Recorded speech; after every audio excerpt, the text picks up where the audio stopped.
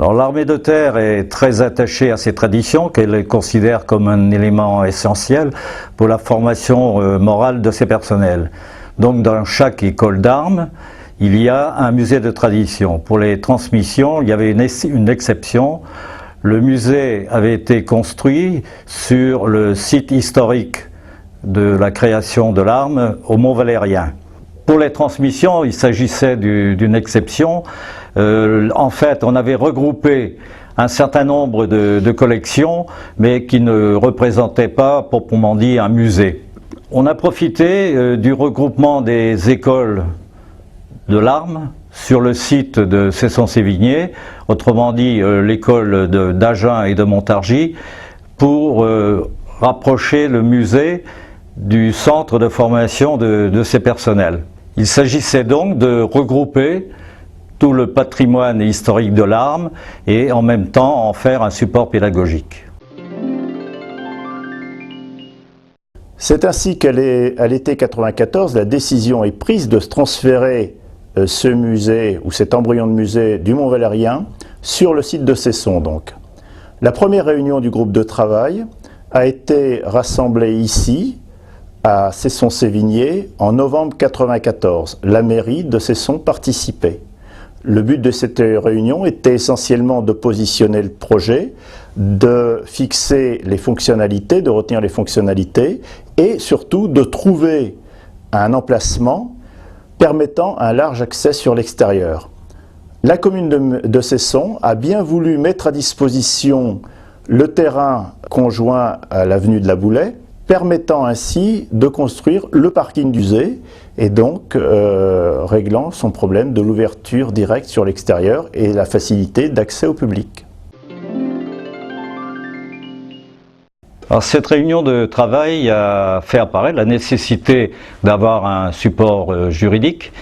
Il était tout désigné puisqu'il existait une association de soutien au musée, l'association des Amis du musée des transmissions, mais cette association avait été mise en sommeil.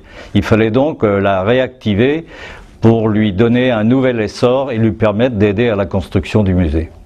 Il a donc été nécessaire de transférer le siège social de l'association qui se trouvait au fort de Bicêtre sur le site de Cesson-Sévigné, c'est-à-dire le quartier Léchy. L'année scolaire 95-96 a été consacrée à l'étude du projet, tant sur le plan infrastructure que sur le plan du contenu. C'est-à-dire qu'au départ, on est parti d'une étude de ce qu'on pourrait appeler, de manière un peu caricaturale, l'histoire-bataille. Les différents événements de l'histoire militaire notamment avaient été mis en avant et l'emploi des transmissions à cette occasion avait été dégagé. Alors que les études sont déjà bien avancées, le chef d'état-major de l'armée de terre, en juillet 1996, annonce une réorganisation de l'armée de terre au détriment de la politique patrimoniale. Donc la construction du musée est renvoyée sine die. La modeste équipe, constituée donc essentiellement par le président de l'association et le conservateur, ne voulant pas en rester là, continue à réfléchir, à étudier et se rend compte que bien des gens, sur la technopole notamment, s'intéressent au même type de sujet. De là, par exemple, naissent des contacts avec l'association Armoristel.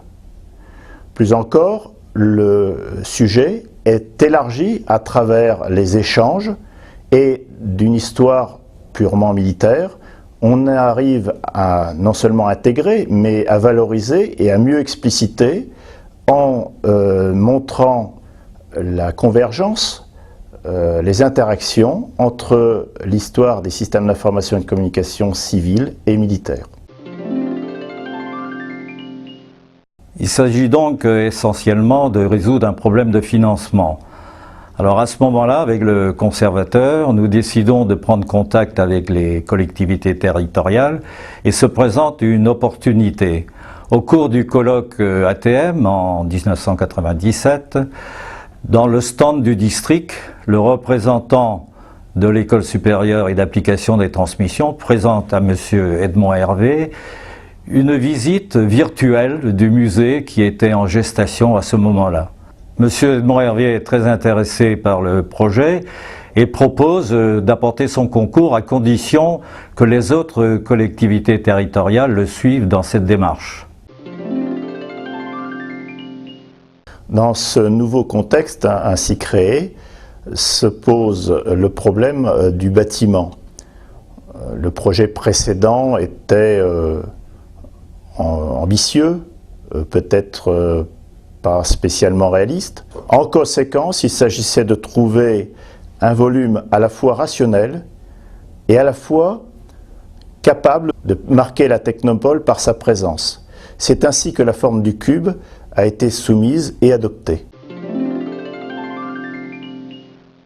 Il faut noter que l'apport des collectivités territoriales a été déterminant dans la prise de décision ferme et définitive de construire le musée sur le site de l'ESAT par le chef d'état-major de l'armée de terre qui l'annonce à l'occasion d'une visite à l'école le 1er décembre 1999. Le 6 juillet 2000, les collectivités territoriales sont rassemblées conjointement à l'école et signent les conventions de cofinancement du musée des transmissions. C'est le véritable départ du projet, la naissance du projet. Les fonds nécessaires ayant donc été réunis, on passe vraiment à la phase de réalisation. Et au cours du salon qui est organisé par l'école sur les nouvelles technologies de l'information et de la communication, la première pierre est posée par le général commandant de la région militaire. L'association est support juridique du salon et les bénéfices serviront comme fonds de départ pour la mise en place de l'exposition permanente. 3 années de travail seront nécessaires. En marge de la construction, l'élaboration de l'exposition permanente est réalisée donc sous l'expertise de la Cité des Sciences de la Villette. Le cordon inaugural peut être coupé le 19 novembre 2004 et le musée ouvrira au public le 12 janvier 2005. Alors pourquoi a-t-on donné le nom du général Ferrier à ce musée, qu'on a appelé ce musée l'espace Ferrier? Eh bien, tout simplement parce que le général Ferrier symbolise la convergence, la synergie des technologies civiles et militaires, ou militaires et civiles.